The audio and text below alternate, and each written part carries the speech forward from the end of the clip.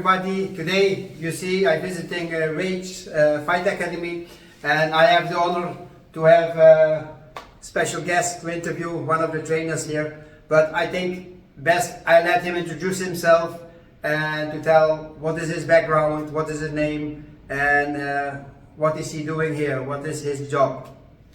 Okay, my name's Dorian Price.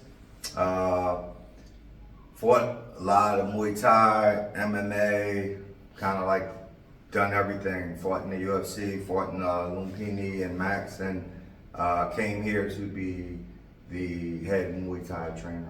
Head Muay Thai, huh? Head Muay Thai trainer here. Wow, it's impressive, and actually I have seen some parts of you, and one of the epic moments, of course, with everybody, is the 2017 double knockout. Yeah, everyone remembers that. Everybody remembers that. Can you tell me something about that? It's so funny. I think the funniest thing is that my sensei and brother Ryan Simpson from the Netherlands had the famous one with Ramon Dekkers, and he always used to tell me I like elbows, and he used to tell me in training camps, you can punch strong, so throw your punch. And this is the one fight I actually threw the punch, and I would have normally thrown the elbow, but I threw the punch. So when it was over, I talked around on the phone, and he laughed about it because we both had the double knockdown. So now people make a joke and say, "Oh, Ryan Simpson, he trains the double knockdown." Yeah. It's funny because, for me, there's two moments in history that are very immaculate. Is the double knockout where you was involved, and of course you have with the boxing the knockout where he came Tyson Fury. He was knocked out, blank knockout, and he stands up. So this for me are two very iconic moments. So it's great. So how long you are now here in Thailand, and what are your goals for the future? I've been here about total long time in Thailand, but I've been at Rage now for about a year now.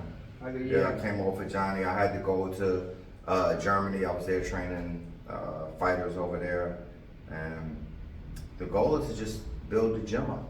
Build the gym, build the fight team. They're a very strong fight team. A lot of good fighters from France, some Iranians that are very talented, and just keep it growing, keep the fighters going, get them to win some championships. Yeah, and if you see now, for example, if you see foreigners coming, you say, okay, France and then Iran. I see some guys from Cuba as well here, and there's many countries involved. And if you see foreign fighters coming to you, what is the most common mistake you see daily, on a daily basis, that you say, hey, that's a mistake I see coming back? If they want to be a fighter, the biggest mistake I see that a lot of them do is for instance, let's say they come with, I'll just use an example from the Netherlands. The Netherlands has a great boxing style, and they have a certain tempo, they have the great boxing combinations, and when they want to be fighters, the first thing I tell them is, don't just adapt to the Thai way and forget about the Dutch style. Let's figure out a way, and that's one of the things I like to do, is you have to incorporate that into the Thai style, because that's what's made the Dutch so successful. And so I say that with anybody, if you come from a karate background, wherever you're coming from in the world, I just use the Dutch as an example because they've been the best at it. I say, if you come from any background, don't get rid of what you do and just try and fight the Thais like a Thai. Use what they don't know. Embrace what they're showing you, and learn the Thai system. And then once you have it down, if you need to, you can go to your bag of tricks from Kyokushin, Shotokan, whatever, Sabat, and put that in there, and gives you a huge advantage over the Thais, because you can know what they do, but they won't know what you do. And a lot of fighters I see come over, and they just try and be too embracing of the Thai, of Muay Thai, and forget that, they come from maybe another background. They have good boxing, they have good Shotokan, good Kyokushin, and they almost like forget that and just want to do just the Thai style. That's what you see now a little bit with the Japanese, no? That's what you mean. That's exactly what I mean. You've seen how well the Japanese are doing. The Japanese have, karate. They can box. They have the different forms of karate and the different types of kicks. And you're seeing that now they're having so much success. I say the Dutch because to me, the Dutch were the first to do it. The Dutch were the first to come over. The Dutch already had a great Kyokushin history and lineage. So they were able to come over, learn the Thai stuff, fight with the Thais with Kyokushin. They took that back to the Netherlands and said, wait a minute, we're not Thai. We're going to do what we do, and we're going to take the stuff from Thailand that we learned that we like, put our stuff into it. Then we're going to come back there and fight the guys with the new style we created. And you see right now the Dutch can match, beat, and compete with the Thais by doing that. Too many people, foreigners that come over, they want to just beat the Thais doing the Thai system. You'll have very few that can do that. The Thais have been doing it since they were little kids. Yeah. But the Westerns, we can come from boxing. We can have karate. We can have all this stuff. The biggest thing with the foreigners, you can't forget all that and just try and think you're going to beat the Thais with just the Thai style. Because when you leave Thailand, the rest of Europe doesn't, America, the rest of the world doesn't follow the Thai rules. They have different scoring systems, different criteria, even different techniques that are legal in the rest of the world that in Thailand, they're not legal. Yeah. So once you leave Thailand, you know, you're at a disadvantage if you only want to just fight in Thailand, have your career in Thailand, fine. But if you plan on leaving, which most people should, because that's where the money, that's where the opportunities will be, you have got to stick to your own game. You have got to stick to your own game. You have to take what works and incorporate the other things. And like you pointed out, the Japanese you're seeing right now, the Japanese are beating the Thais. In Muay Thai and kickboxing, you're seeing with the little gloves, the Thais are behind learning how to fight with little gloves. Yeah. And these other countries now, they understand boxing. I mean, a kick I love a whole lot is the Muay, the stabbing kick. And the Japanese are really beating a lot of Thais with this kick. Because Thais haven't seen it, they're used to a T, but that stabbing kick, they don't know how to defend it, and they're not used to receiving it. Yeah, exactly. Wow, I think that's a great point. You know, stay within your own comfort, in your own style, and add the things. Have to. Yeah. So it gets hard at times. That's why I'm here, like, to bridge that gap with the guys. You know, because I know these different arts coming from around the world and stuff, and being in Thailand long enough to know how the Thai system, but a lot of time, unfortunately, the Thais are this is the way we've done it for 1,000 years, we're going to continue to do it, and so it kind of serves as like, it can hurt the foreigners because they don't have, since they're 7 years old, a lot of us foreigners, we start older. We're not starting at 8 years old. We can't afford to just spend our lives and win and lose. And it's not allowed to do the full contact. It's a young age like that. At a young age. Correct. So we have to, even the learning curve, you have to have different methodologies of teaching. To teach a foreigner, this is the way they're going to learn faster.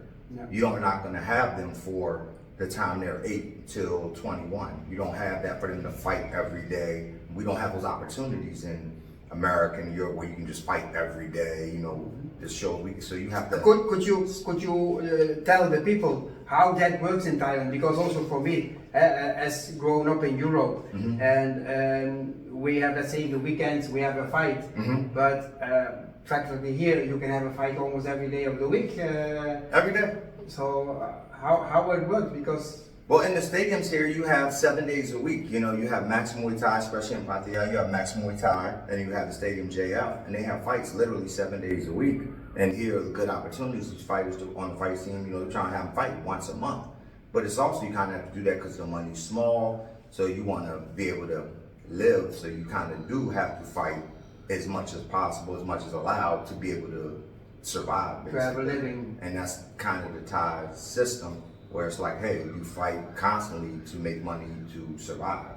And the rest of the world, we have other jobs, we have other things, other responsibilities that we have to tend to, and that is our main source of living, especially coming up, whether you're C class, B class, until you get to the elite A class, like where you can make that money.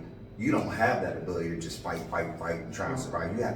You're probably working a job. You're going to school, you might have a family, you have other things. And so, it does give these guys opportunities to come here and get experience where they can fight very often. But I'm still a big proponent of, incorporate the other things from the rest of the world, the other styles. A lot of times the Thais, sometimes they can be very closed-minded into other styles. And one of the things that I bring to the table is to let them know, like, don't do that. You have to embrace these other styles because you need to fight outside of Thailand. That is the only way you're going to make living, make you know, fame. I mean, if you want to be famous in Thailand, that's great. But the rest of the world is where the bigger opportunities are. Yeah. And when you get out to the rest of the world, a lot of these, I mean, we're in the nowadays where some fighters don't even need to come to Thailand because you have so many great coaches who have spent the time in Thailand. I mean, just look at the Netherlands. You don't need to come to Thailand because you have so many legendary trainers everywhere who know about the Thai system, who know about the Dutch system. Exactly. So you have that with, and I always go back to reference because I have so much love for the Dutch and the way they've done it. And but for instance, if you're coming from the Netherlands, you don't need to come to Thailand, maybe to get the experience, but you can do all your training there, come over here and be completely ready to fight at a high level in Thailand. Yeah. You can do it, the French are doing it, the British are doing it. Now you're seeing a lot of foreigners who are getting trained by other foreigners coming over here competing against the Thais and winning. You know, I'm happy to grow up in the Netherlands with Peter Haast and Ernesto, all the legends. And my friend Bas Rutten, who was also very good in the Muay Thai and the kickboxing scene. And you are right, because I think in the Netherlands we have very good trainers. But you know, you have to come to Thailand for the atmosphere, for the experience, just to see how the Thai is training. But to bring up your level, I agree. You don't have exactly to come, but you understand the Thai way is the Thai way. So I think every fighter has to experience that one time. You should experience it. But nowadays we're seeing that there's so many fighters now that are being trained by foreigners in their country, in Europe, wherever, and they're just training there, maybe coming here 2 weeks to get acclimated to the heat and performing well against the elite level Thais. I say the one thing that you should probably come to Thailand for is just their clinching, the way it's going to be, like you said, the atmosphere in the stadiums. But right now, I mean, there's no more secrets. You know, maybe when I was younger in the 70s and the 80s, there were secrets, but there's no more now. There've been enough foreigners to come over here, fight the Thai way, learn the Thai system, and take it back to their country now. And infuse the other arts that were already there, that a kid could literally grow up in another country, the Netherlands, France, Belgium, and come train over there, come over here and be more than fine in his preparation of fighting at the elite level. Perfect. You see, so that's something to keep in your mind. If you are training back home and you think, what I shall do, just continue and learn from good trainers, because that's of course important. I have one last question for you. You was in the UFC yourself, so you have so much experience, not only in the Muay Thai, but also you are a brown belt in BJJ as well. You are very skilled in different arts. I saw Joe Rogan talking highly about you. So what is still your connection with the UFC? You still have connection? You train fighters, I understand? Very, very involved with the UFC. You know, I'm always going to be a fan. I still have fighters. A lot of the fighters I work with, my main fighter that I'm known for is a guy named Matt Brown. You know, he represented my style the best. We've become like brothers almost now. And there are other fighters that I have trained right now. Right now, I like to focus on trying to make some Thailand champions and kickboxing, striking champions. Nice. So that's kind of where I'm focused now. Very nice. I'm very happy to have met you. And I'm sure we see each other again. Thank you for the interview. Thank you. And I know, because he will have to fight to Japan tomorrow, so I'm happy to have catch him today, and that we could have a little piece of his advice and experience. Bye bye. Thank you, man. Thank you, man. Wow, super.